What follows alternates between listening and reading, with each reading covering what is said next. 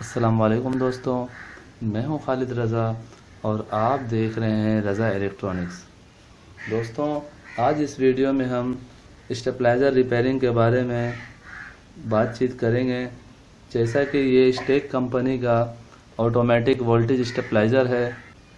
ये 5 relay delay timer stabiliser है और इसमें ये फॉल्ट है कि इसका डिले टाइमर ख़राब हो गया है, यानी इसमें जो सर्किट लगी हुई है उसमें जो डिले का फंक्शन है वो ख़राब हो चुका है। प्लग लगाते ही ये स्टेबलाइज़र डायरेक्ट ऑन हो जा रहा है, जबकि 3 मिनट के बाद ये पूरी तरह से ऑन होता है। मैं आपको दिखाता हूँ।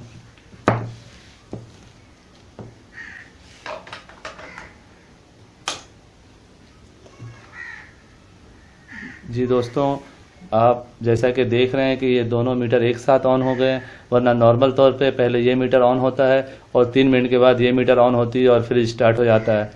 तो इस तरह डायरेक्ट ऑन हो जाना फ्रिज के लिए नुकसानदेह है। तो फ्रिज के लिए जो स्टेबलाइज़र इस्तेमाल होते हैं उसमें डिले का फंक्शन इसीलिए दिया जाता है कि फ्रिज सेफ रहे।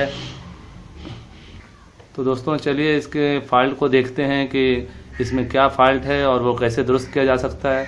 दोस्तों, मैं पहले आपसे ये रिक्वेस्ट करूंगा कि अभी तक अगर आपने मेरा चैनल सब्सक्राइब नहीं किया है तो उसे सब्सक्राइब कर लें और साथ में घंटी का बटन लाजमी दबा दें। मैं आप भाइयों के लिए ऐसी मालूमाती वीडियो बनाता रहता हूं।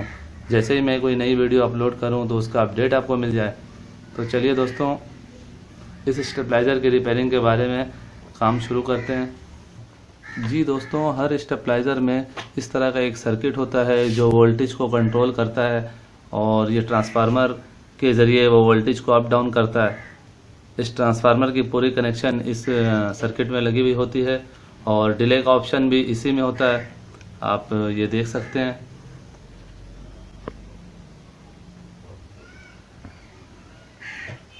देखें, वोल्टेज को कंट्रोल करने में 1 2 3 4 ये 4 रिले काम कर रहे हैं और ये जो 5वां रिले है वो यहाँ पे आप देख रहे हैं एक आईसी लगी हुई है।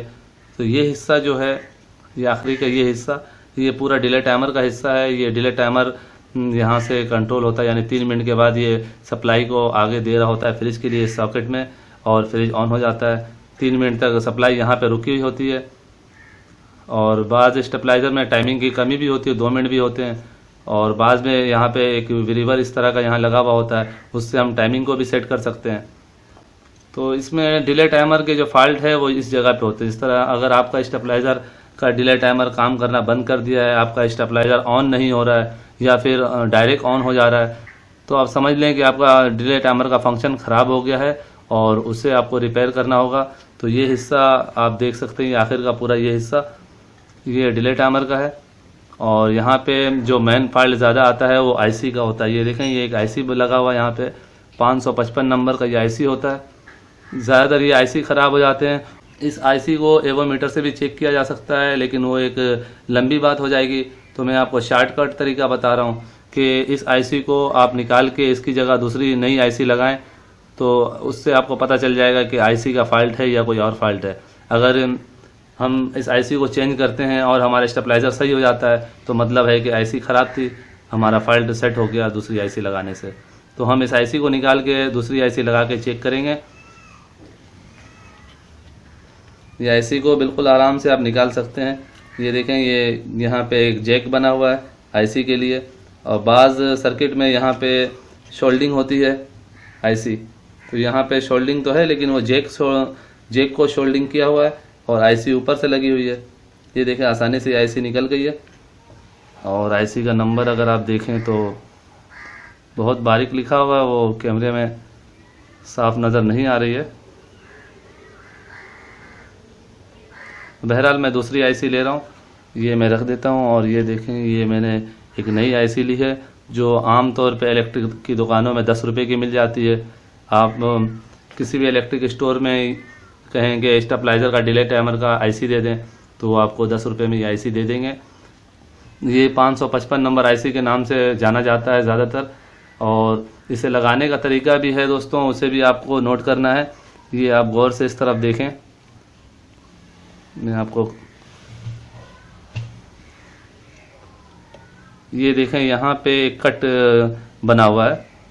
आप अगर गौर करें इस साइड पे ये जैक बिल्कुल बराबर कटिंग की हुई है और यहाँ पे आप देखेंगे तो ये थोड़ा सा यहाँ पे कटिंग है। ये आपको वाज़ेह दिख रहा होगा, अंदर की तरफ ये थोड़ा सा कटिंग है, तो इसे आपने नोट करना है। इसी तरह आईसी में भी आप गौर से देखें तो यहाँ पे भी आपको ये कट नज़र आएगा। ये देखें, एक साइड पे नहीं है और दूसरे साइड में आपको ये देख रहे हैं, ये कट है। तो इस कट का आपको ख्याल रखना है। इस कट को जो है इस जैक के कट से मिलाना है, बस ये इसके सीधा और उल्टा होने की पहचान है। आप इसको इस तरह ऐसे आराम के साथ, इसके कोई भी लेग्स टेढ़े ना हो, ये आपको ख्याल करना है, सारे लेग्स सीधे हों और आप इस तरह आराम से इसे लगा दें और पुश कर दें ऐसे। ये बिल्कुल इजी तरीके से बाहर भी निकल जाता है और लग भी जाता है। ये देखें, मैंने ऐसी को लगा दिया है। अब दोबारा स्टेबलाइज़र को ऑन करके देखते हैं।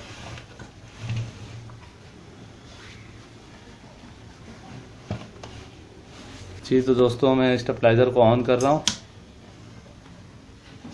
आप देख सकते हैं कि ये हमारा स्टेबलाइज़र का डिले टाइमर का फाल्ट दुरुस्त हो चुका है और ये डायरेक्ट ऑन नहीं हो रहा है।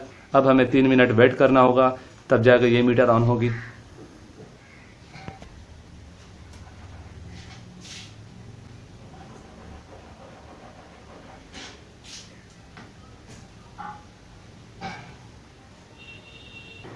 जी दोस्तों, जैसा कि ये स्टेबलाइज़र ऑन हो चुका है और इसके डिले टाइमर का फॉल्ट सही हो गया है। इसका सर्किट,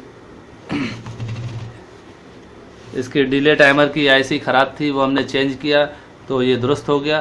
तो ज़्यादातर दोस्तों ऐसे सर्किट में डिले टाइमर की आईसी का फॉल्ट आता है। अगर आप आईसी को चेंज कर दें तो सही हो जाता है। कभी कभी रिले का भी फॉल्ट होता है, जिस तरह इसके साथ जो रिले लगी हुई है या इससे पहले वाली रिले आप वो देखेंगे, ये साइड से कोई उभरी हुई हो या जली हुई हो, तो रिले चेंज करने से भी बाज़ औक़ात मसला हल हो जाता है। तो कई तरह के फॉल्ट आते हैं, ज़्यादातर आईसी का फॉल्ट होता है। तो उम्मीद करता हूं दोस्तों आपको ये वीडियो अच्छी लगी होगी। अगर अच्छी लगी है तो इसे लाइक ज़रूर कीजिए और अपने दोस्तों को भी ज़्यादा से ज़्यादा शेयर करें कि उनके भी मालूमात में इजाफा हो। और अगर आप मेरे चैनल में नए हैं तो मेरे चैनल को सब्सक्राइब कर लें और साथ में घंटी का बटन लाजमी दबा दें। तो दोस्तों, अपना बहुत सारा ख्याल रखिएगा और अपनी दुआ में मुझे ज़रूर याद रखिएगा। ऐसे ही मालूमाती वीडियो के साथ फिर मुलाकात करेंगे। तब तक के लिए अल्लाह हाफिज़।